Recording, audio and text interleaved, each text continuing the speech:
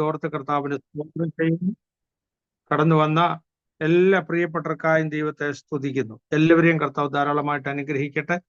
വചനം ശ്രദ്ധിക്കുന്ന എല്ലാവരെയും കർത്താവ് ധാരാളമായിട്ട് അനുഗ്രഹിക്കട്ടെ. ഒരു നിമിഷം കൂടി നമുക്ക് പ്രാർത്ഥിക്കാം. കർത്താവേ, കരുണയുള്ള ദൈവമേ, ഇന്ന് രാത്രി ദൈവകരങ്ങളിൽ അടിയങ്ങളെ ഒരിക്കൽ കൂടെ സമർപ്പിക്കുന്നു. ഈ രാത്രി അവിടുത്തെ പാദങ്ങളിൽ ഞങ്ങളായിരിക്കുന്നു. തിരുവചനങ്ങളെ പഠിക്കുവാൻ, ചിന്തിക്കുവാൻ ഞങ്ങളുടെ ബുദ്ധിയെ പ്രകാശിപ്പിക്കണം. തിരുവചനം ഉള്ളതുപോലെ അതിൽ പ്രാഗൽഭ്യത്തോടെ സംസാരിപ്പാൻ കർത്താവിനെ ബലപ്പെടുത്തണം. അടിയങ്ങളെല്ലാവരും ഒരുമിച്ച് അനുഗ്രഹിക്കണം. യേശു ക്രിസ്തുവിന്റെ നാമത്തിൽ അടിയങ്ങൾ പ്രാർത്ഥിക്കുന്നു. കേൾക്കുമാറാകണമേ. ആമേൻ. സ്തോത്രം. കർത്താവിന് സ്തോത്രം. കഴിഞ്ഞ ആഴ്ചയിൽ നമ്മൾ ചിന്തിച്ചുകൊണ്ടിരുന്നത് ചിലപ്പോൾ ദൈവത്തിന് ഇഷ്ടമല്ലാത്ത വഴിയിലൂടെ ദൈവമക്കൾ സഞ്ചരിച്ചാൽ ദൈവത്തിന്റെ ദൂതൻ പ്രതിയോഗിയായി കടന്നു വരും എന്നുള്ളതിനെ കുറിച്ചാണ് നമ്മൾ ചിന്തിച്ചത്. ബിലെയാം നല്ല ഭക്തനായ ഒരു ദൈവദാസനായിരുന്നു, പ്രവാചകനായിരുന്നു. ദൈവം തനിക്ക് പല പ്രാവശ്യം പ്രത്യക്ഷപ്പെട്ടതായി തിരുവെഴുത്തിൽ വായിക്കുന്നു. ദൈവം നേരിട്ട് സംസാരിക്കുമായിരുന്നു. ദൈവത്തോട് നേരിട്ട് സംസാരിച്ചുകൊണ്ടിരുന്ന ദൈവദാസനാണ്. എന്നാൽ ബാലാക്ക് തനിക്ക് കൊടുക്കുവാൻ പോകുന്ന ധനമാഹാത്മ്യം ഓർത്തപ്പോൾ ദൈവത്തിന് എതിരായിട്ട്, ദൈവമക്കൾക്കെതിരായിട്ട് പ്രവർത്തിക്കുവാൻ അദ്ദേഹം മുന്നോട്ട് പോയി. ദൈവത്തിന്റെ ദൂതൻ അയാളുടെ വഴി തടസ്സപ്പെടുത്തി. എന്നാൽ അപ്പോഴും അദ്ദേഹം പറയുകയാണ്, ദൈവം എന്നോട് പറയുന്നത് മാത്രമേ ഞാൻ പറയുകയുള്ളൂ. അങ്ങനെ മുന്നോട്ട് പോയി ദൈവം കൊടുത്ത ആലോചനകൾ അതുപോലെ വിളിച്ചു പറഞ്ഞു. ബാലാക്ക് ദേഷ്യപ്പെട്ടു. അദ്ദേഹത്തോട് കോപിച്ച് അയാളുടെ കൈ പിടിച്ച് ഞെരിച്ചെന്നാണ് ബൈബിളിൽ എഴുതിയത്. അപ്പോൾ ബാലാക്കിന് മുമ്പിൽ മിദ്യാന്യ പ്രഭുക്കന്മാരും ബാലാക്കിന്റെ ആൾക്കാരും എല്ലാം കൂടെ കൂടിയിട്ട് അവർക്കൊരു ടെക്നിക്ക് പറഞ്ഞു കൊടുത്തു, ദൈവമക്കളെ വഴിതെറ്റിക്കുവാൻ. അത് സംഖ്യാപുസ്തകത്തിൽ പറഞ്ഞിട്ടില്ലെങ്കിലും വെളിപ്പാട് പുസ്തകത്തിൽ അത് എടുത്തു പറഞ്ഞിട്ടുണ്ട്. നമ്മൾ ആ വാക്യം വായിക്കുകയുണ്ടായി. വിഗ്രഹാർപ്പിതം തിന്നേണ്ടതിനും ദുർനടപ്പ് ആചരിക്കേണ്ടതിനും ബാലാക്കിന് ഉപദേശിച്ചു കൊടുത്ത ബിലെയാമിന്റെ ഉപദേശം പിടിച്ചിരിക്കുന്നവർ അവിടെ നിനക്കുണ്ട്. മിദ്യാന്യ പ്രഭുക്കന്മാർക്ക് കൊടുത്ത ഒരു ഉപദേശം, മിദ്യാന്യ കന്യകമാരെ നന്നായിട്ട് നൃത്തം ചെയ്യാൻ അറിയാവുന്ന സൗന്ദര്യമുള്ള കന്യകമാര്, നെറ്റിപ്പട്ടം, കാതില, കടകം, കവണി, തലപ്പാവ്, പട്ടുകച്ച, പരിമളപ്പെട്ടി തുടങ്ങിയ എല്ലാ ആടയാഭരണങ്ങളും ഇടുവിച്ച് പാത്രത്തിൽ വിഗ്രഹാർപ്പിതവുമായിട്ട് അവരുടെ പാളയത്തിലേക്ക് വിടണം. അവരുടെ ചെറുപ്പക്കാര് ഇടർച്ചയിൽ പെട്ട് ഇടറിപ്പോകും. അങ്ങനെ മാത്രമേ ഇവരെ തോൽപ്പിക്കാൻ കഴിയുള്ളൂ എന്ന് ഒരു പ്രത്യേക ആപ്പ് അവർക്ക് വെച്ചു കൊടുത്തിട്ടാണ് ബിലെയാം പോയത്. ബൈബിളിൽ ഒരു വാക്യമുണ്ട്, കുരുടന്റെ മുമ്പിൽ ഇടർച്ച വയ്ക്കരുത്.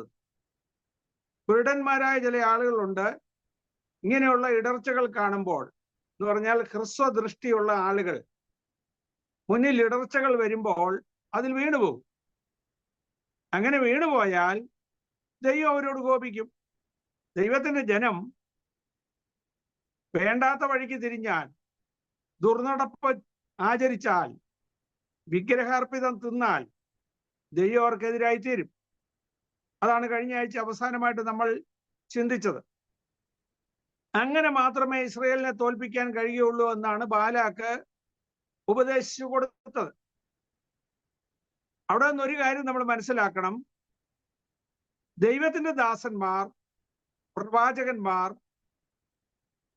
സുവിശേഷകന്മാർ ദൈവവചനം പഠിച്ചവർ, അറിയാവുന്നവർ ഇടർച്ചയിലേക്ക് പോയാൽ, തെറ്റിലേക്ക് പോയാൽ ദൈവത്തിന്റെ ദൂതൻ പ്രതിയോഗിയായിട്ട് വരും. ലൂക്കോസിന്റെ സുവിശേഷം 1-ാം അധ്യായം 13-ാമത്തെ വാക്യം. അവിടെ സെക്കറിയാവ് എലിസബത്ത് എന്ന് പറയുന്ന ദമ്പതികളെ കുറിച്ച് പറഞ്ഞിരിക്കുന്നു. അദ്ദേഹം ഒരു ദൈവദാസനായിരുന്നു. സെക്കറിയാവ് ആലയത്തിൽ ശുശ്രൂഷിച്ചുകൊണ്ട് നിൽക്കുകയായിരുന്നു. ദൂതൻ ആ സമയത്ത് സെക്കറിയാവിന് പ്രത്യക്ഷനായി. സെക്കറിയാവ് പരവശനായി. അവരെ കുറിച്ച് പറയുന്നത്, ഇരുവരും നീതിയുള്ളവരും കർത്താവിന്റെ സകല കൽപ്പനകളിലും ന്യായങ്ങളിലും കുറ്റമില്ലാത്തവരുമായിരുന്നു. അങ്ങനെയുള്ള നല്ല ഒരു മാതൃകാ കുടുംബമായിരുന്നു. എന്നാൽ ദൈവത്തിന്റെ ദൂതൻ പറഞ്ഞ ആ ആലോചന, ആ മംഗളവാർത്ത അദ്ദേഹത്തിന് അംഗീകരിക്കാൻ കഴിഞ്ഞില്ല. സംശയിച്ചു. അതുകൊണ്ട് ദൈവത്തിന്റെ ദൂതൻ ഒരു ശിക്ഷ കൽപ്പിച്ചു.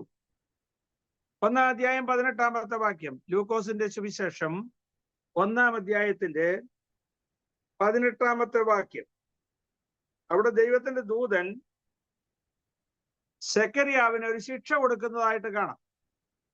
വായിക്കാമോ? സെക്കറിയാവ് ദൂതനോട്, ഇത് ഞാൻ എന്തൊന്നിനാൽ അറിയും? ഞാൻ വൃദ്ധനും എന്റെ ഭാര്യ വയസ്സു ചെന്നവളും അല്ലോ എന്ന് പറഞ്ഞു. ദൂതൻ അവനോട്, ഞാൻ ദൈവസന്നിധിയിൽ നിൽക്കുന്ന ഗബ്രിയേൽ ആകുന്നു. നിന്നോട് സംസാരിപ്പാനും ഈ സദ്വർത്തമാനം നിന്നോട് അറിയിപ്പാനും എന്നെ അയച്ചിരിക്കുന്നു. തക്ക സമയത്ത് നിവർത്തി വരുവാനുള്ള എന്റെ ഈ വാക്ക് വിശ്വസിക്കായകൊണ്ട് അത് സംഭവിക്കും വരെ നീ സംസാരിപ്പാൻ കഴിയാതെ മൗനമായിരിക്കും എന്ന ഉത്തരം പറഞ്ഞു. നോക്കുക, അനുഗ്രഹിക്കപ്പെട്ടൊരു ദൈവദാസനാണ്. പക്ഷെ അയാൾക്ക് സംശയം വന്നതുകൊണ്ട്, ദൈവത്തിന്റെ ദൂതനെ വിശ്വസിക്കാഞ്ഞതുകൊണ്ട് അപ്പോൾ തന്നെ ദൈവത്തിന്റെ ദൂതൻ ശിക്ഷ കൊടുക്കുകയാണ്. ഞാൻ ദൈവസന്നിധിയിൽ നിൽക്കുന്ന ഗബ്രിയേലാകുന്നു. നിന്നോട് ഈ സദ്വർത്തമാനം അറിയിപ്പാൻ ദൈവം എന്നെ അയച്ചതാണ്. തക്ക സമയത്ത് നിവൃത്തിയാകാനുള്ള ഈ ദൈവിക ആലോചന നീ വിശ്വസിക്കാഞ്ഞത് കൊണ്ട് അത് സംഭവിക്കുന്നത് വരെ നീ സംസാരിക്കാതെ ഊമനായിരിക്കുമെന്ന് പറഞ്ഞ് ഒരു ശിക്ഷ കൊടുത്തു. കുഞ്ഞുണ്ടാകുന്നത് വരെ അയാൾ ഊമനായി പാർത്തു. കുഞ്ഞുണ്ടായി കഴിഞ്ഞാണ് അയാൾക്ക് സംസാരശേഷി തിരിച്ചു കിട്ടിയത്. അപ്പോൾ ദൈവത്തിന്റെ ദൂതന് ശിക്ഷ കൊടുക്കാൻ കഴിയും. പക്ഷേ എല്ലാവർക്കും ഒന്നും ശിക്ഷ കൊടുക്കത്തില്ല. അറിവില്ലാത്ത ഒരാളാണെങ്കിൽ, ദൈവവുമായിട്ട് കൂടുതൽ പരിചയമില്ലാത്ത ആളാണെങ്കിൽ, പുതിയ വിശ്വാസിയാണെങ്കിൽ അവരവിശ്വസിച്ചെന്ന് പറഞ്ഞ് ദൈവത്തിന്റെ ദൂതനുടനെ ശിക്ഷിക്കത്തൊന്നുമില്ല.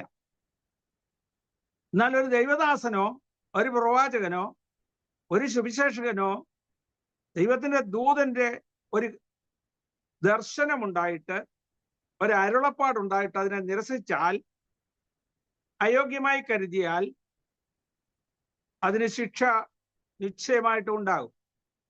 അബ്രഹാമിന്റെ ചരിത്രം ചിന്തിച്ചു നോക്കുക. ഉൽപ്പത്തി പുസ്തകം 18-ാം അധ്യായം. അവിടെ അബ്രഹാം നോക്കുമ്പോൾ 3 ദൂതന്മാർ അബ്രഹാമിന്റെ കൂടാരത്തിലേക്ക് കടന്നു വരുന്നു. അബ്രഹാം നീലം വരെ കുനിഞ്ഞ് അവരെ നമസ്കരിച്ചു, അവരെ എതിരേറ്റു. അവരെ കൊണ്ടുവന്ന് അബ്രഹാമിന്റെ കൂടാരത്തിന്റെ മുറ്റത്ത് മരച്ചൂട്ടിലിരുത്തി. എന്നിട്ട് അബ്രഹാം പറഞ്ഞു, ഞാൻ അല്പം വെള്ളം കൊണ്ടുവരാം, നിങ്ങളുടെ കാലുകളെ കഴുകി അല്പനേരം വിശ്രമിച്ചിട്ട് പോകാം. ഞാൻ ഒരു പീസ് അപ്പം കൊണ്ടുവരാം, അത് കഴിച്ചിട്ട് പോവുകയാണെങ്കിൽ എനിക്ക് സന്തോഷമാണ്. നിങ്ങൾ അതിന് വെയിറ്റ് ചെയ്യാമോ എന്ന് ചോദിച്ചപ്പോൾ അവർ പറഞ്ഞു, കുഴപ്പമില്ല, നീ കൊണ്ടുവരാൻ പറഞ്ഞു. അവർ വെയിറ്റ് ചെയ്തു, ആഹാരം കഴിച്ചു. അത് കഴിഞ്ഞപ്പോൾ ചോദിച്ചു, സാറ എവിടെ? കൂടാരത്തിലുണ്ടെന്ന് പറഞ്ഞു. അടുത്ത ഇതേപോലൊരു ദൂത് അവിടെ പറഞ്ഞു, അടുത്ത വർഷം ഈ സമയത്ത് ഞാൻ നിന്റെ അടുക്കൽ വരും. വരുമ്പോൾ നിന്റെ ഭാര്യ സാറ ഒരു കുഞ്ഞിനെ പ്രസവിക്കും. സാറയ്ക്ക് ഒരു കുഞ്ഞുണ്ടാകും എന്ന് പറഞ്ഞു. വൃദ്ധയായ ഞാന് എനിക്ക് കുഞ്ഞുണ്ടാകുമോ എന്ന് മനസ്സിൽ ചിന്തിച്ചുകൊണ്ട് സാറ ചിരിച്ചു. ദൂതൻ ചോദിച്ചു, ഇത് പറഞ്ഞപ്പോൾ സാറ എന്തിനാ ചിരിച്ചതെന്ന്. സാറ പറഞ്ഞു, ഞാൻ ചിരിച്ചില്ല എന്ന്. എന്നിട്ടും ദൂതൻ ശിക്ഷിച്ചില്ല, ഒന്നും പറഞ്ഞില്ല. അവസാനം പോകാൻ നേരം പറഞ്ഞു, അടുത്ത വർഷം ഞങ്ങൾ വരുമ്പോൾ ഒരു കുഞ്ഞുണ്ടായിരിക്കുമെന്ന് പറഞ്ഞു. ഉൽപ്പത്തി പുസ്തകം 18-ാം അധ്യായം അതിന്റെ 10-ാമത്തെ വാക്യം ഒന്ന് വായിച്ചു നോക്കിയാട്ടെ.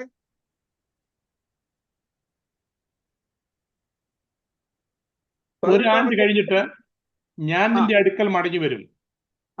അപ്പോൾ നിന്റെ ഭാര്യ സാറയ്ക്ക് ഒരു മകൻ ഉണ്ടാകും എന്ന് അവൻ പറഞ്ഞു. സാറ കൂടാരവാതിൽക്കൽ അവന്റെ പിൻവശത്ത് കേട്ടുകൊണ്ട് നിന്നു. എന്നാൽ അബ്രഹാമും സാറയും വയസ്സ് ചെന്ന് വൃദ്ധരായിരുന്നു. സ്ത്രീകൾക്കുള്ള പതിവ് സാറയ്ക്ക് നിന്നു പോയിരുന്നു. ആകയാൽ സാറ ഉള്ളുകൊണ്ട് ചിരിച്ചു, വൃദ്ധയായിരിക്കുന്ന എനിക്ക് സുഖഭോഗമുണ്ടാകുമോ? എന്റെ ഭർത്താവ് വൃദ്ധനായിരിക്കുന്നു എന്ന് പറഞ്ഞു. യഹോവ അബ്രഹാമിനോട്, വൃദ്ധയായ ഞാൻ പ്രസവിക്കുന്നത് വാസ്തവമോ എന്ന് പറഞ്ഞ് സാറ ചിരിച്ചത് എന്ത്? യഹോവയാൽ കഴിയാത്ത കാര്യമുണ്ടോ? ഒരു ആണ്ട് കഴിഞ്ഞിട്ട് ഈ സമയമാകുമ്പോൾ ഞാൻ നിന്റെ അടുക്കൽ മടങ്ങി വരും, സാറയ്ക്ക് ഒരു മകൻ ഉണ്ടാകും എന്ന് അരുളി ചെയ്തു. നോക്കുക, ഈ സംഭവത്തിൽ സാറയ്ക്കോ അബ്രഹാമിനോ ശിക്ഷ കൊടുക്കുന്നില്ല. സാറ ചിരിച്ചു എന്നുള്ളത് സത്യമാണ്. സാറ കള്ളം പറയുകയും ചെയ്തു, ഞാൻ ചിരിച്ചില്ല എന്ന് പറഞ്ഞു. എന്നിട്ടും ദൂതൻ അവരെ സമാധാനിപ്പിക്കുകയാണ്. പേടിക്കണ്ട, കുഴപ്പമില്ല, അടുത്ത വർഷമാകുമ്പോൾ ഒരു കുഞ്ഞുണ്ടാവും എന്ന് പറഞ്ഞു. കാരണം അബ്രഹാമും സാറായും വിഗ്രഹങ്ങളെ ആരാധിച്ചുകൊണ്ടിരുന്നവരാ. അവിടുന്ന് ദൈവം വിളിച്ച് വേർതിരിച്ചതാ. ദൈവത്തെ സേവിക്കാനായിട്ട് ദൈവത്തിന്റെ വാക്ക് കേട്ട് ഇറങ്ങി തിരിച്ചതേ ഉള്ളൂ. അവർക്ക് വിശ്വാസത്തിൽ ഉറച്ചിട്ടില്ല. ദൈവം അവർക്ക് വേണ്ടി അത്ഭുതം പ്രവർത്തിച്ചേ പറ്റൂ. അങ്ങനെയുള്ള ആ അറിവില്ലാത്ത അബ്രഹാമിനോട് സാറയോടും അപ്പോൾ ദൈവത്തിന്റെ ദൂതൻ കോപിച്ചില്ല, എതിരൊന്നും പറഞ്ഞില്ല. അടുത്ത വാചകം വായിച്ചു നോക്കണം. നീയും നിന്റെ സന്തതിയും മുഖാന്തരം ലോകത്തിലുള്ള സകല ജാതികളും അനുഗ്രഹിക്കപ്പെടുമെന്നുള്ള ഒരു വാഗ്ദത്വം കൂടെ കൊടുത്തിട്ടാണ് പോയത്. അബ്രഹാമിന് ഇസ്ഹാക്ക് ഉണ്ടായി. ഇസ്ഹാക്കിന്റെ സന്തതികളാണ് യാക്കോബും ഇസ്രയേലും ഒക്കെ. ഇന്ന് ലോകം മുഴുവൻ അനുഗ്രഹിക്കപ്പെട്ടേക്കുന്നത് ഇസ്രയേൽ നിമിത്തമാണ്. നമുക്കറിയാം, കഴിഞ്ഞ 30 വർഷത്തിനിടയിൽ ഇസ്രയേല് ഏതാണ്ട് 196 കണ്ടുപിടുത്തങ്ങൾ നടത്തിയിട്ടുണ്ടെന്നാണ് പറയുന്നത്. ഇന്ന് ലോകം മുഴുവൻ ഈ രീതിയിൽ പുരോഗമിച്ചത് ഇസ്രയേലിന്റെ കണ്ടുപിടുത്തമാണ്. നാം ഉപയോഗിക്കുന്ന സെൽഫോൺ, നമ്മൾ ഉപയോഗിക്കുന്ന ഇന്റർനെറ്റ് തുടങ്ങിയ എല്ലാ സംവിധാനങ്ങളും അവര് മുഖാന്തരം ലോകത്തിന് സംഭാവന ചെയ്തതാണ്, അനുഗ്രഹിക്കപ്പെട്ടു. നിന്റെ സന്തതി മുഖാന്തരം ലോകത്തിലുള്ള സകല ജാതികളും അനുഗ്രഹിക്കപ്പെടുമെന്നുള്ള ദൈവവാഗ്ദത്തം നോക്കുക. അങ്ങനെ ദൈവത്തിന്റെ ദൂതൻ അവരെ അനുഗ്രഹിച്ചിട്ട് പോകുവാനിടയായി. ലോകത്തിൽ ഇവിടെ നമ്മളൊരു കാര്യം മനസ്സിലാക്കണം. ലോകത്തിൽ പല നിലകളിൽ മനുഷ്യരെ ഭൂമിയിലോട്ട് അയക്കാൻ, അവതരിപ്പിക്കാൻ ദൈവത്തിന് കഴിയും. വേണമെങ്കിൽ മണ്ണിലെ പൊടിയെടുത്ത് കുഴച്ച് ഒരു മനുഷ്യന്റെ പ്രതിമയുണ്ടാക്കി അവന്റെ മൂക്കിൽ ജീവശ്വാസം ഊതി മനുഷ്യനെ ജീവനുള്ള നബേഷാക്കി മാറ്റാൻ ദൈവത്തിന് കഴിയും. ദൈവം അങ്ങനെ ചെയ്തിട്ടുണ്ട്. ഇനിയും ജീവനുള്ള മനുഷ്യനിൽ നിന്ന് അവന്റെ ഒരു അസ്ഥി എടുത്തിട്ട്, ഒരു ബോൺ എടുത്തിട്ട് അതിൽ നിന്ന് പ്രായപൂർത്തിയായ ഒരു സ്ത്രീയെ സൃഷ്ടിക്കാൻ ദൈവത്തിന് കഴിയും. ഇനിയും വേണമെങ്കിൽ ഈ കല്ലുകളിൽ നിന്ന് മക്കളെ ഉളവാക്കുവാൻ ദൈവത്തിന് കഴിയും എന്ന് തിരുവെഴുത്തിൽ നമ്മൾ വായിക്കുന്നു. അപ്പോൾ പല നിലകളിൽ ഭൂമിയിൽ മനുഷ്യനെ അവതരിപ്പിക്കുവാൻ, സൃഷ്ടിക്കുവാൻ, നിർമ്മിക്കുവാൻ ദൈവത്തിന് കഴിയും. ആ സൃഷ്ടിയെക്കുറിച്ചൊന്ന് ഓർത്തു നോക്കിയാൽ, ആദമിനെ സൃഷ്ടിച്ചത് നിലത്തെ പൊടിയെടുത്ത് കുഴച്ച് മനുഷ്യന്റെ ഒരു പ്രതിമയുണ്ടാക്കി അവന്റെ മൂക്കിൽ ജീവശ്വാസമൂതി. അങ്ങനെ മനുഷ്യൻ ജീവനുള്ളവനായി തീർന്നു. അത് കഴിഞ്ഞ് പിന്നീട് ദൈവം ആദാമിനൊരു ഗാഢനിദ്ര വരുത്തി. അവൻ ഉറങ്ങുമ്പോൾ അവന്റെ വാരിയെല്ലുകളിൽ ഒന്നെടുത്ത് സ്ത്രീയെ ഉണ്ടാക്കി. സ്ത്രീക്ക് മനോഹര രൂപിയായ സൂര്യ ശോഭയുള്ള ഒരു സ്ത്രീയെ ആദമിന്റെ മുമ്പിൽ കൊണ്ടുവന്ന് നിർത്തി. ആദം ഉറക്കമുണർന്നു നോക്കുമ്പോൾ കാണത്തക്ക നിലയിൽ മുമ്പിൽ കൊണ്ടുവന്ന് നിർത്തി. മഹാകവി KV സൈമൺ സാറ് അതിനെക്കുറിച്ച് എഴുതിയിരിക്കുന്ന വേദവിഹാരത്തിൽ ഇങ്ങനെയാണ് എഴുതിയിരിക്കുന്നത്: ഉറക്കമുണർന്നവൻ കണ്ണുകൾ ചിമ്മി ചിമ്മി നോക്കുന്നേരം തനിക്ക് മുന്നിലായി ഒരു ദിവ്യ നാരീരത്നം കനൽക്ക് നേരായി കിഴക്കുതിച്ച ഫാനു പോലെ ഉദിച്ചു വരുന്ന സൂര്യശോഭയോടുകൂടിയ ഒരു നാരീരത്നത്തെ മുന്നിൽ കൊണ്ടുവന്ന് നിർത്തി. ആദമൻ ഉള്ളത്തിൽ അറിയാതെ ഉച്ചരിച്ചു പോയി, എന്തു ഞാൻ കാണുന്നു ചന്തമേറിയ ഈ കാഴ്ച, അന്തം മിന്നലീ ഭൂവിൽ പിണ്ടിതാകൃതിയായോ, ചന്ദ്രനെ വെടിഞ്ഞിങ്ങി ചന്ദ്രിക വരാവതോ, സാന്ദ്ര സൗഭാഗ്യമൂർത്തി, എന്തോ ഒരു നവസൃഷ്ടി, വാനവ പരീക്ഷയിൽ ആരാനുമാണോ, പരിലാനിയാദികൾ കൽപ്പഭേദമുണ്ടോർത്ത് കണ്ടാൽ. സ്വർഗത്തിലെ ദൂതന്മാരുടെ കൂട്ടത്തിൽ ആരെങ്കിലും ഇറങ്ങി വന്നതാണോ? ഇടിമിന്നൽ വാഴപ്പിണ്ടി രൂപത്തിൽ ഇറങ്ങി വന്നതാണോ? ഇങ്ങനെയൊക്കെ സംശയിക്കത്തക്ക നിലയിൽ ശോഭാപൂർണയായ ഒരു നാരീരത്നത്തെ കണ്ടപ്പോൾ ആദമിന് കിടക്കാൻ കഴിഞ്ഞില്ല. കിടപ്പാൻ എനിക്കൊട്ടും കഴിവില്ല. എഴുന്നേറ്റ് പൊടുക്കെന്ന് അവളുടെ അടുക്കൽ ഓടിച്ചെന്ന് തുടുത്ത കാന്തി ചിഹ്നം അവൾ തൻ ഉടലിന്മേൽ വെടിപ്പായി പ്രേമമാല ചാർത്തണ മാസലേഷത്താൽ ഇങ്ങനെ പറഞ്ഞവൻ അങ്കനാമണി നിൽക്കുന്ന പിങ്കള കാന്തിപൂരം തിങ്ങിന ദിക്കിലെത്തി മംഗളഗമനീയ സംഗമസുഖം തേടി തുങ്കമോദേന പായുന്ന ഭൃംഗമെന്നതുപോലെ എന്ന് വേദവിഹാരത്തിൽ എഴുതിയിട്ടുണ്ട്.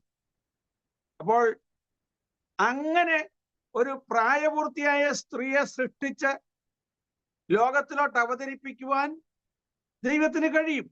എന്നാൽ സ്ത്രീയെ സൃഷ്ടിച്ച ശേഷം സൃഷ്ടിക്കാനുള്ള അവകാശം, അധികാരം സ്ത്രീക്ക് കൊടുത്തു. ആദമിൽ നിന്നൊരു അസ്ഥി എടുത്ത് സ്ത്രീയെ സൃഷ്ടിച്ചതുപോലെ സ്ത്രീയിൽ നിന്നും പുരുഷനിൽ നിന്നും ഓരോ സെല്ലെടുത്തിട്ട് അടുത്തൊരു കുഞ്ഞിനെ സൃഷ്ടിച്ച് അവനെ മനുഷ്യനാക്കി ഈ ഭൂമിയിൽ വളർത്താൻ ദൈവ സ്ത്രീക്കാണ് അവസരം കൊടുത്തിരിക്കുന്നത്, പദവി കൊടുത്തത്, ഭാഗ്യം കൊടുത്തത്.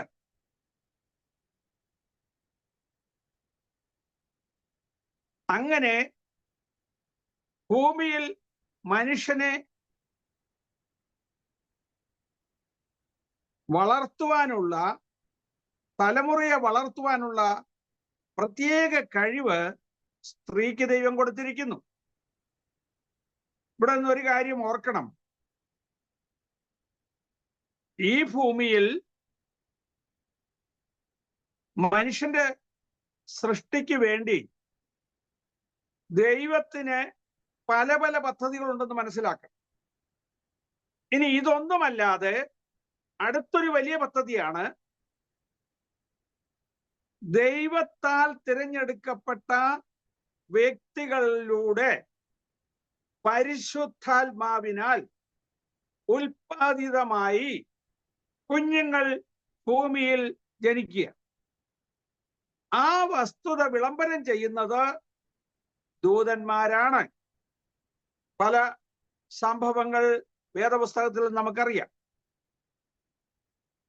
ലോകത്തിൽ അങ്ങനെ അനവധി നിരവധി സംഭവങ്ങൾ ഉണ്ടായിട്ടുണ്ട്. മക്കളില്ലാതിരുന്ന പല ആളുകൾക്കും പ്രാർത്ഥനയുടെ ഫലമായി കുഞ്ഞുങ്ങൾ ലഭിച്ചതിനെ കുറിച്ച് പല സാക്ഷ്യങ്ങളും പറയുന്നത് നമ്മൾ കേട്ടിട്ടുണ്ട്. മക്കളില്ലാതിരുന്ന പല വ്യക്തികളോടും ദൂതന്മാർ വന്ന് പറഞ്ഞിട്ടുണ്ട് അവർക്ക് മക്കൾ ഉണ്ടായിട്ടുണ്ട്. കന്യാമറിയാമിന്റെ അടുത്ത് ഗബ്രിയേൽ ദൂതൻ ചെല്ലുമ്പോൾ കന്യാമറിയാൻ ചോദിക്കുന്ന ഒരു കാര്യമുണ്ട്, പുരുഷനെ അറിഞ്ഞിട്ടില്ലായെങ്കിൽ അതെങ്ങനെ സംഭവിക്കും? അത്രമാത്രം പ്രയാസത്തോടെ പറഞ്ഞിട്ടും ശിക്ഷയൊന്നും ദൂതൻ കൊടുത്തില്ല. അങ്ങനെ പുരുഷനെ അറിയാതെ തന്നെ പുത്രോത്പാദന ശാസ്ത്രത്തെ തകിടം മറിച്ചുകൊണ്ട് സ്ത്രീ പുരുഷ ബന്ധമില്ലാതെ ഭൂമിയിൽ പരിശുദ്ധാത്മാവിനാൽ മനുഷ്യ കുഞ്ഞുങ്ങളെ ഉളവാക്കി ഇവിടെ വളർത്തുവാൻ പലർക്കും കഴിഞ്ഞിട്ടുണ്ട്. അങ്ങനെ പ്രവർത്തിക്കുവാൻ ദൈവത്തിന് കഴിയും, ദൈവത്തിന്റെ പരിശുദ്ധാത്മാവിന് കഴിയും. അത് നാം തിരുവെഴുത്തിലൂടെ പലപ്പോഴും ചിന്തിച്ചിട്ടുള്ള കാര്യമാണ്. ഇന്ന് നമ്മൾ ചിന്തിക്കാൻ പോകുന്നത്, മനുഷ്യനെ ഭൂമിയിൽ സൃഷ്ടിച്ചപ്പോൾ പ്രധാനമായിട്ട് മനുഷ്യന് കൊടുത്ത ജോലികളിൽ അതിപ്രധാനപ്പെട്ട ചില വസ്തുതകൾ ഞാൻ പെട്ടെന്നൊന്ന് ഓർപ്പിക്കട്ടെ. ഒന്നാമത്തെ ഉദ്ദേശം ദൈവത്തെ ആരാധിക്കുക എന്നുള്ളതാണ്. ദൂതന്മാർ ദൈവത്തെ ആരാധിച്ചുകൊണ്ടിരുന്നിടത്തു നിന്നും സ്ഥാനഭ്രഷ്ടരായപ്പോൾ തൽസ്ഥാനത്ത് ദൈവത്തെ ആരാധിക്കാൻ വേണ്ടി ദൈവം മനുഷ്യനെ സൃഷ്ടിച്ചു. അപ്പോൾ ദൈവം മനുഷ്യനെ സൃഷ്ടിച്ചതിന്റെ പ്രധാനവുമായ ഉദ്ദേശം ദൈവത്തെ ആരാധിക്കുക എന്നുള്ളത് തന്നെയാണ്.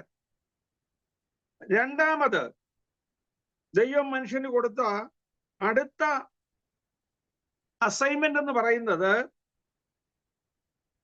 ഈ ഭൂമിയാകുന്ന തോട്ടം സൂക്ഷിക്കണം. ഭൂമിയിൽ ഏദൻ തോട്ടമാകുന്ന പർദീസയിൽ സൂക്ഷിക്കുകയും അവിടെ വേല ചെയ്യുകയും വേണം. ലോകത്തിലുള്ള എല്ലാ മനുഷ്യരും ജോലി ചെയ്താണ് ജീവിക്കുന്നത്. ജോലിയില്ലാത്ത ആരുമില്ല. വെറുതെ അല്ല നമ്മളെ സൃഷ്ടിച്ചിരിക്കുന്നത്. ചുമ്മാ അതിരുന്നാൽ അവിടെ ഇരുന്നു പോകും. ജോലികൾ ചെയ്യണം. ഒരു കാർ ഉണ്ടാക്കിയിരിക്കുന്നത് റോഡിലൂടെ ഓടാനാണ്. ഒരു ബോട്ട് ഉണ്ടാക്കിയത് വെള്ളത്തിലൂടെ പോകാനാണ്. തിരമാലകളെ അതിജീവിച്ചുകൊണ്ട് വെള്ളത്തിലൂടെ സഞ്ചരിക്കാനാണ്. കപ്പലുണ്ടാക്കിയത് കടലിലൂടെ യാത്ര ചെയ്യാനാണ്. അത് വെറുതെ തീരത്ത് തുറമുഖത്ത് വെറുതെ ഇട്ടിരുന്നാൽ അത് കേടാകും. വില കൂടിയ നല്ല വണ്ടി മേടിച്ച് പാർക്കിംഗ് ലോട്ടിൽ ഇട്ടാൽ അല്ലെ ഗരാജിൽ ഇട്ടാൽ ഒരു വർഷം അത് അനക്കാതിരുന്നാൽ പിന്നെ ചെന്ന് സ്റ്റാർട്ടാവില്ല. അത് വഴി കൂടെ ഓടാൻ വേണ്ടി ഉണ്ടാക്കിയതാണ്. ഇതുപോലെ മനുഷ്യനെ ദൈവം സൃഷ്ടിച്ചിരിക്കുന്നത് അങ്ങനെയാണ്. നമ്മൾ ജോലി ചെയ്യണം. അപ്പോൾ തോട്ടത്തിൽ വേല ചെയ്യണം. അത് മനുഷ്യന്റെ പ്രധാനപ്പെട്ടൊരു അസൈൻമെന്റ് ആണ്. ഈ തോട്ടം സൂക്ഷിക്കണം. അത് അടുത്ത ഒരു കാര്യമാണ്. ദൈവത്തെ ആരാധിക്കുക എന്നുള്ളത് മറ്റൊരു കാര്യമാണ്. ദൈവിക പ്രമാണങ്ങളെ, ദൈവത്തിന്റെ തത്വങ്ങളെ, ഫിലോസഫികളെ മക്കൾക്കും കൊച്ചുമക്കൾക്കും എല്ലാം പറഞ്ഞു കൊടുക്കണം, പഠിപ്പിക്കണം. അത് മാതാപിതാക്കളുടെ ഉത്തരവാദിത്തമാണ് മക്കളെ പഠിപ്പിക്കുക എന്നുള്ളത്. ദൈവത്തെക്കുറിച്ച് പറഞ്ഞു കൊടുക്കണം. എങ്ങനെയാണ് ആരാധിക്കേണ്ടതെന്ന് അവർക്ക് മനസ്സിലാക്കി കൊടുക്കണം. പഴയ നിയമത്തിൽ യാഗം കഴിക്കുകയായിരുന്നു. എങ്ങനെയാണ് യാഗം കഴിക്കേണ്ടതെന്ന് ദൈവം കാണിച്ചു കൊടുത്തു. അത് ആദവും ഹവ്വയും മക്കൾക്ക് കാണിച്ചു കൊടുത്തു. മക്കൾ അതുപോലെ ചെയ്തു. അവർ ദൈവത്തെ ആരാധിച്ചു. പഴയ നിയമകാലത്ത് യാഗം കഴിക്കാൻ വേണ്ടി അബ്രഹാമും മകനും കൂടെ പോകുമ്പോൾ അവൻ ചോദിക്കുകയാണ്, അപ്പാ യാഗമൃഗം എവിടെ? അവനറിയാം യാഗത്തിന് മൃഗം ആവശ്യമുണ്ടെന്ന്.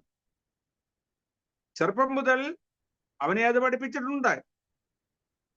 നീ വഴി നടക്കുമ്പോഴും വീട്ടിലിരിക്കുമ്പോഴും ദൈവത്തിന്റെ വചനങ്ങളെക്കുറിച്ച് നിന്റെ മക്കൾക്ക് ഉപദേശിച്ചു കൊടുക്കണം, അവരെ പഠിപ്പിക്കണം. അതാണ് നമ്മുടെ അടുത്ത ഉത്തരവാദിത്വം. പിന്നെ നിങ്ങൾ സന്താനപുഷ്ടിയുള്ളവരായി പെരുകി ഭൂമിയിൽ നിറഞ്ഞ് വാഴണം. അത് ദൈവം കൊടുത്തിരിക്കുന്ന പ്രധാനപ്പെട്ട ഒരു അസൈൻമെന്റ് ആണ്. സന്താനപുഷ്ടിയുള്ളവരായി പെരുകി ഭൂമിയിൽ നിറഞ്ഞ് ഭൂമിയെ വാഴണം. അടുത്തത് ഭൂമിയിലുള്ള മൃഗങ്ങളുടെ മേലും ഇഴജാതിയിന്മേലും പറവജാതിയിന്മേലും സമുദ്രത്തിലുള്ള എല്ലാ ജീവജാലങ്ങളുടെ മേലും അധികാരം നടത്തി അതിനെ ഭരിച്ച് വാഴണം. ഭൂമിയുടെ ഭരണം നടത്തുവാൻ ദൈവം മനുഷ്യനെ ആക്കിയിരിക്കുന്നു.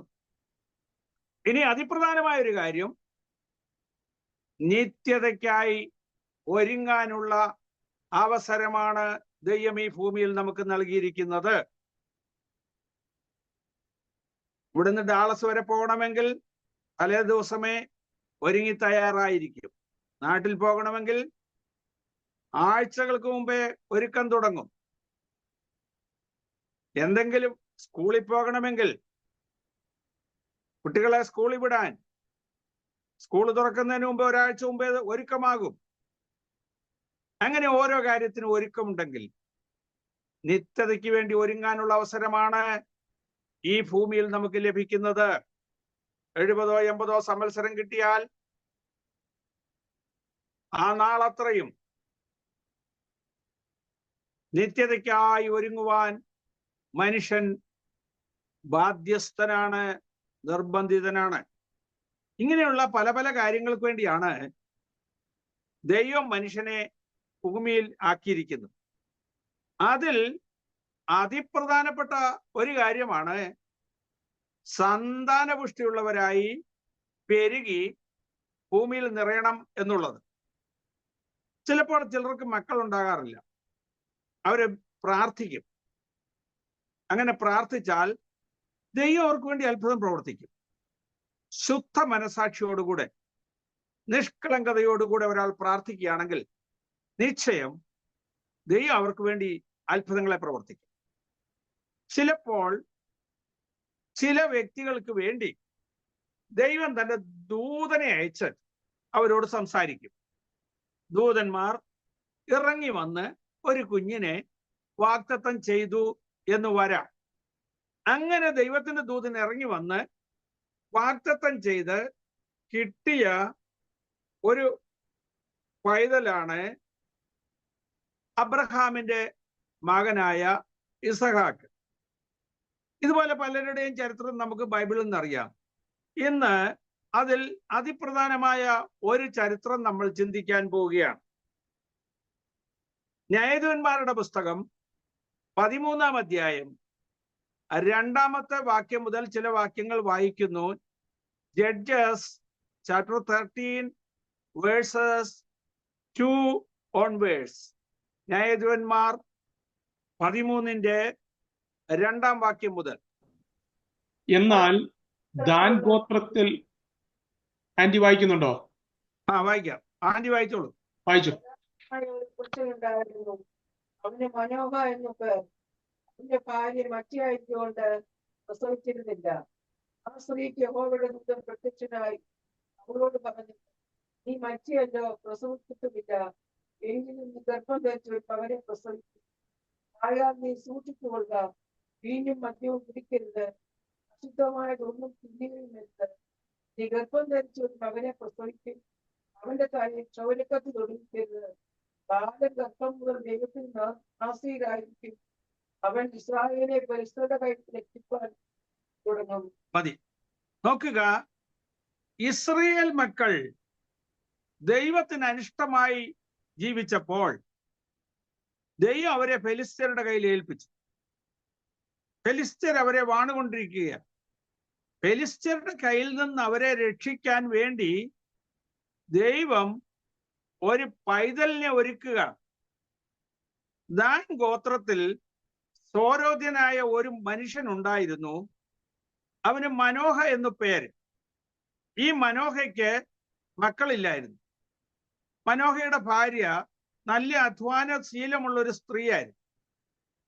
അത് പറയാൻ കാരണം അവൾ വയലിൽ ഇരിക്കുമ്പോഴാണ് ദൈവദൂതൻ പ്രത്യക്ഷപ്പെടുന്നത്. അപ്പൊ വയലിൽ ജോലിയൊക്കെ ചെയ്യാൻ തയ്യാറുള്ള അധ്വാനശീലിയായ ഒരു സ്ത്രീ ആയിരുന്നു. എപ്പോഴും കർമ്മനിരതരായിരിക്കുന്നവരെയാണ് ദൈവത്തിന് ആവശ്യം. അത് നമ്മൾ ഓർത്തുകൊള്ളണം. ആ സഹോദരി വയലിൽ ഇരിക്കുമ്പോൾ ദൂതൻ പ്രത്യക്ഷപ്പെട്ടു. എന്നിട്ട് ആ സഹോദരി പറഞ്ഞത്, ഒരു ദൈവപുരുഷൻ എൻ്റെ അടുക്കൽ വന്നു, ഭർത്താവിനോട് എന്ന് പറയുകയാണ്. അവന്റെ ആകൃതി കണ്ടാൽ ഒരു ദൈവദൂതനെ പോലെ അതിഭയങ്കരമായിരുന്നു. ദൈവദൂതനെ പോലെ അതിഭയങ്കരമായ ഒരു ആകൃതിയുള്ള ഒരു മനുഷ്യൻ, ഒരു ദൈവ മനുഷ്യൻ എൻ്റെ അടുത്ത് വന്നു. എന്നിട്ട് എന്നോട് പറഞ്ഞു, നിനക്ക് മക്കളില്ലല്ലോ, നിനക്ക് ഒരു മകൻ ഉണ്ടാകും, നീ ഗർഭം ധരിച്ചൊരു മകനെ പ്രസവിക്കും. അതുകൊണ്ട് നീ അല്പം സൂക്ഷിക്കണം. നീ വീഞ്ഞും മദ്യവും കുടിക്കരുത്, അശുദ്ധമായതൊന്നും ഭക്ഷിക്കരുത്. ചിലർക്ക് ചില അസൈൻമെന്റ് ദൈവം കൊടുക്കും. നീ അശുദ്ധമായത് ഭക്ഷിക്കരുത്, നീ വീഞ്ഞും മദ്യവും കുടിക്കരുത്. അങ്ങനെ ഒരു പ്രത്യേക ഉപദേശം ദൈവത്തിൽ നിന്ന്, ദൈവത്തിന്റെ ദൂതിൽ നിന്ന് നിനക്ക് ലഭിച്ചാൽ നീ അത് പാലിച്ചിരിക്കണം. എല്ലാവർക്കും അങ്ങനെ കിട്ടിയെന്ന് വരില്ല. നീ മുടി വെട്ടിക്കണ്ട എന്ന് ഒരുത്തനോട് പറഞ്ഞാലോ മുടി വെട്ടിക്കണ്ട. നീ നന്നായി മുടി വെട്ടി ക്ലീൻ ഷേവ് ചെയ്ത് നടക്കണമെന്നാണ് ദൈവം നിന്നെ കുറിച്ച് ഉദ്ദേശിക്കുന്നെങ്കിൽ അങ്ങനെ ചെയ്യണം.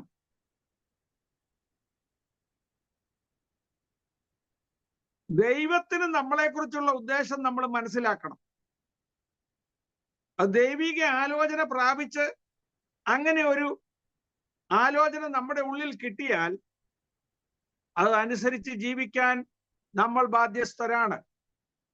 ഇവിടെ ഇതാ ഈ സ്ത്രീയോട് പറയുകയാണ്, നീ വീഞ്ഞും മദ്യവും കുടിക്കരുത്, മുന്തിരിവള്ളിയിൽ ഉണ്ടാകുന്ന ഒന്നും ഭക്ഷിക്കാൻ പാടില്ല, അശുദ്ധമായതൊന്നും തിന്നരുത്. ബൈബിളിലുണ്ട് അശുദ്ധമായതും വിശുദ്ധമായതും, നിർമ്മലവും മലിനവും. നിർമ്മലമായ ഫുഡ് മാത്രമേ നീ കഴിക്കാവൂ, മലിനമായ ഒരു ഫുഡും കഴിക്കരുത്. ലേവ്യ പുസ്തകം 14 അധ്യായമൊക്കെ വായിച്ചാൽ മനസ്സിലാകും എന്തൊക്കെയാണ് അശുദ്ധമായതെന്ന്. ദൈവത്തിന്റെ ദാസന്മാർക്കുള്ള പ്രത്യേക ദൗത്യമാണ് ശുദ്ധവും അശുദ്ധവും ജനത്തിന് വേർതിരിച്ചു കാണിക്കുക. നിർമ്മലവും മലിനവും തമ്മിലുള്ള വ്യത്യാസം ജനത്തിന് മനസ്സിലാക്കി കൊടുക്കുക. അതിനുവേണ്ടിയാണ് ദൈവദാസന്മാരെ നിയമാക്കിയിരിക്കുന്നത്. അത് അവരുടെ ഉത്തരവാദിത്വമാണ്. ലേവ്യ പുസ്തകത്തിൽ നമ്മൾ വായിക്കുന്നുണ്ട്, ആവർത്തന പുസ്തകത്തിൽ എഴുതിയിട്ടുണ്ട്. അപ്പോൾ അശുദ്ധമായതൊന്നും ഭക്ഷിക്കരുത്, വീഞ്ഞും മദ്യവും കുടിക്കരുത്. അടുത്തത്, ജീവപര്യന്തം അവൻ യഹോവയ്ക്ക് നാസീറായിരിക്കണം. അവന്റെ തലയിൽ ക്ഷൗരക്കത്തി തൊടരുത്. നാസീർ വ്രതം ആചരിച്ച് അവൻ ജീവിക്കണം എന്ന് പറഞ്ഞ് ഒരു ഉപദേശം കൊടുത്തപ്പോൾ ഈ സഹോദരി ഓടിച്ചെന്ന് ഭർത്താവിനോട് പറഞ്ഞു. ഭർത്താവ് നല്ല പ്രാർത്ഥനാ മനുഷ്യനായിരുന്നു, നല്ല ദൈവകൃപയുള്ള ഒരു മനുഷ്യനായിരുന്നു. വഴക്കൊന്നും ഉണ്ടാക്കിയില്ല അത് കേട്ടപ്പോൾ. ഒരു ദൈവപുരുഷന്റെ അടുത്ത് വന്നു, ഇന്ന പ്രകാരം പറഞ്ഞു എന്ന് അവൾ ഭർത്താവിനോട് എന്ന് ബോധിപ്പിച്ചു. പറഞ്ഞപ്പോഴേ അയാൾ മുട്ടുകുത്തി പ്രാർത്ഥിച്ചു, കർത്താവേ, എന്റെ ഭാര്യയുടെ അടുത്ത് പ്രത്യക്ഷപ്പെട്ട ആ ദൈവപുരുഷൻ ഒന്നും കൂടെ പ്രത്യക്ഷപ്പെടാൻ അവിടുന്ന് അനുവദിക്കണമേ. ആ ദൂതനെ ഒന്നും കൂടെ അങ്ങോട്ട് അയക്കണമേ. ജനിക്കാൻ പോകുന്ന ബാലനെ കുറിച്ച് ഞങ്ങൾ എങ്ങനെ ആചരിക്കണമെന്ന് ഞങ്ങൾക്ക് ഉപദേശം തരേണ്ടതിന് ഒരു പ്രാവശ്യം കൂടെ ഞങ്ങളുടെ അടുത്തോട്ട് അയക്കണമേ. അത്രമാത്രം ദൈവകൃപയുള്ള ഒരു മനുഷ്യൻ. അല്ലാതെ അയാൾ വഴക്കുണ്ടാക്കാനൊന്നും പോയില്ല. നിന്റെ അടുത്ത് വന്ന പുരുഷൻ ആരാ, നിന്നോട് ആരാ ഇങ്ങനെ പറഞ്ഞത്, ഒന്നും ചോദിക്കാൻ പോയില്ല. വളരെ ശാന്തമായിട്ട് ദൈവസന്നിധിയിൽ നിന്ന് പ്രാർത്ഥിക്കാൻ തുടങ്ങി. ദൈവമേ, ആ ദൈവദൂതൻ ഒരിക്കൽ കൂടെ പ്രത്യക്ഷപ്പെട്ട് പൈതലിന്റെ കാര്യത്തിൽ ഞങ്ങൾക്ക് ഉപദേശിച്ചു തരുമാറാകണമെന്ന് പറഞ്ഞ് പ്രാർത്ഥിക്കാൻ തുടങ്ങി. താഴോട്ട് വായിച്ചാൽ നിങ്ങൾക്കത് മനസ്സിലാവും. അങ്ങനെ ഇരിക്കുമ്പോൾ വീണ്ടും ഈ പുള്ളിക്കാരത്തി വയലിലിരിക്കുമ്പോൾ ആ ദൈവപുരുഷൻ വീണ്ടും പ്രത്യക്ഷപ്പെട്ടു. അവൾ പെട്ടെന്ന് ഓടി ഭർത്താവിന്റെ അടുത്ത് ചെന്നു. ഇതാ മുമ്പ് എനിക്ക് പ്രത്യക്ഷപ്പെട്ട ആ ദൈവപുരുഷൻ ഇതാ വീണ്ടും വന്നിരിക്കുന്നു, പെട്ടെന്ന് വരാൻ പറഞ്ഞു. അയാള് ആ സഹോദരിയുടെ കൂടെ ഓടിച്ചെന്നപ്പോൾ ആ ദൈവപുരുഷനെ കണ്ടു. എന്റെ ഭാര്യയോട് സംസാരിച്ച ഇത് അവിടുന്നായിരുന്നോ? അതെ, ഞാനാ സംസാരിച്ചോന്ന് പറഞ്ഞു. ജനിക്കാൻ പോകുന്ന ബാലനെ കുറിച്ച് ഞങ്ങൾ എങ്ങനെ ആചരിക്കണമെന്ന് ഒന്നുകൂടെ ഒന്ന് പറയാമോ എന്ന് ചോദിച്ചു. അപ്പോൾ ആ ദൂതൻ പറഞ്ഞു, സ്ത്രീയോട് ഞാൻ പറഞ്ഞിട്ടുള്ള കാര്യങ്ങളൊക്കെ അവൾ പാലിക്കട്ടെ. വീഞ്ഞും മദ്യവും കുടിക്കരുത്, നല്ല ഭക്ഷണം കഴിക്കണം, അശുദ്ധമായ യാതൊരു ഭക്ഷണവും കഴിക്കരുത്, വളരെ സൂക്ഷിക്കണം. ദൈവത്തിന്റെ പരിശുദ്ധാത്മാവിനാൽ ഉളവായൊരു കുഞ്ഞ് അവളിൽ ഉണ്ടാകുന്നത് കൊണ്ട് അതിനനുസരിച്ച് നല്ല വിശുദ്ധിയോടും നല്ല തീഷ്ണതയോടും ദൈവസന്നിധിയിൽ ഉത്തരവാദിത്തോടും കൂടെ ജീവിപ്പാൻ സ്ത്രീ സൂക്ഷിച്ചു കൊള്ളണം. പൈതൽ ജീവപര്യന്തം ദൈവത്തിന് നാസിറായിരിക്കണം. അവന്റെ തലയിൽ ക്ഷൗരക്കത്തി ഓടാൻ പാടില്ല. അവൻ ഇസ്രയേൽ മക്കളെ ഫെലിസ്ത്യരുടെ കയ്യിൽ നിന്ന് രക്ഷിക്കും. അതിനുവേണ്ടി ദൈവം ഒരുക്കി തന്നിരിക്കുന്ന ഒരു പൈതലാണ് നിങ്ങൾക്ക് ജനിക്കാൻ പോകുന്നതെന്ന് അറിയിച്ചു. അതിന്റെ അവസാനത്തെ കണ്ണി ഒന്ന് വായിക്കാമോ? ലാസ്റ്റിലത്തെ 2 വാക്യങ്ങൾ. അവനെ അങ്ങനെ പ്രായമായി വന്നപ്പോൾ അവന് ദൈവത്തിന്റെ ആത്മാവിന്റെ പ്രേരണയുണ്ടായി. ദൈവത്തിന്റെ പരിശുദ്ധാത്മാവിനെ ഉത്സാഹിപ്പിച്ചു തുടങ്ങി. അവസാനത്തെ വാക്യം. അനന്തരം സ്ത്രീ ഒരു മകനെ പ്രസവിച്ചു, അവനെ ശിംശോൻ എന്ന് പേരിട്ടു. ബാലൻ വളർന്നു, യഹോവ അവനെ അനുഗ്രഹിച്ചു.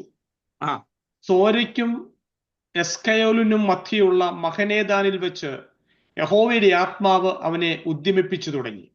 മഹനേദാനിൽ വെച്ച് യഹോവയുടെ ആത്മാവ് അവനെ ഉദ്യമിപ്പിച്ചു തുടങ്ങി. ചെറുപ്പമായിരുന്നപ്പോഴേ ദൈവത്തിന്റെ ആത്മാവിനെ ഉദ്യമിപ്പിക്കാൻ തുടങ്ങി. അവൻ വളർന്നു വന്നപ്പോൾ അവന് തിമ്നയിൽ ഒരു പെൺകുട്ടിയെ കണ്ടു. അതിനെ അവൻ ഇഷ്ടപ്പെട്ടു. ഇഷ്ടപ്പെട്ട പെൺകൊച്ചല്ലേ, എന്നാ വിളിച്ചോണ്ട് പോയി ഒന്നിച്ച് താമസിക്കാമെന്ന് അവൻ വിചാരിച്ചില്ല. നല്ല ദൈവകൃപയുള്ള കൊച്ചനായിരുന്നു. അതുകൊണ്ട് അവൻ വീട്ടിൽ വന്ന് അപ്പനോടും അമ്മയോടും പറഞ്ഞു, തിന്നയിൽ ഞാനൊരു പെൺകുട്ടിയെ കണ്ടു, അവളെ എനിക്ക് ഇഷ്ടപ്പെട്ടു, കല്യാണം കഴിച്ചാൽ കൊള്ളാമെന്ന് ആഗ്രഹമുണ്ട്. അതുകൊണ്ട് പപ്പായും മമ്മിയും കൂടെ ഒന്ന് വരണം, നമുക്കൊന്ന് പോയി സംസാരിക്കണമെന്ന്.